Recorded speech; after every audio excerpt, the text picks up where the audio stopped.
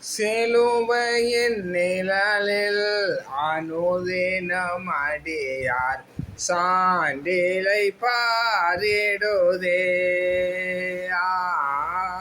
40 நாளும் சிலுவையின் நிழலில் அனுதினம் அடியார் சாண்டிலை பாரிடுதே. சிலுவையின் அன்பின் மறைவில் அடைகிறோம் ஆறுதல் மனதில். சிலுவையின் அன்பின் மறைவில் அடைகிறோம் ஆறுதல் மனதில். ஆம் பிரியமானவர்களே, 40 நாளும் சிலுவையின் மறைவிலா அவர் என்ன பாடுகள் பட்டார். ஒவ்வொரு அடியும் இரத்தத்தை பீறி கொண்டு வந்தது.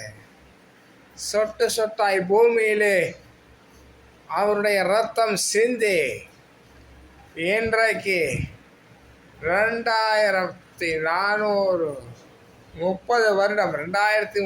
வருடத்துக்கு மேல் கழிந்து விட்டது.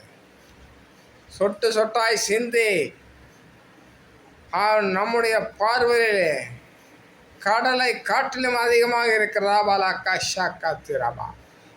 அவருடைய ரத்தம் இந்த பூமியிலே சொட்டு சொட்டாய் சிந்தி கடலை காட்டிலும் அதிகமாக இருக்கிறது. பெரியமானவர்களே, அதை விசுவாசியுங்கள்.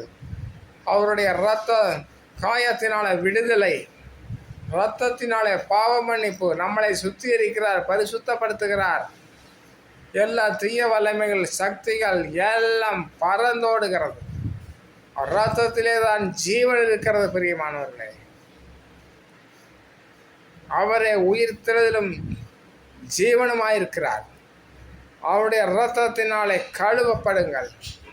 ராபா ஷாக்கா திரபா. 40 நாளும் நடுக்கத்துடன் பயத்துடன் இருங்கள்.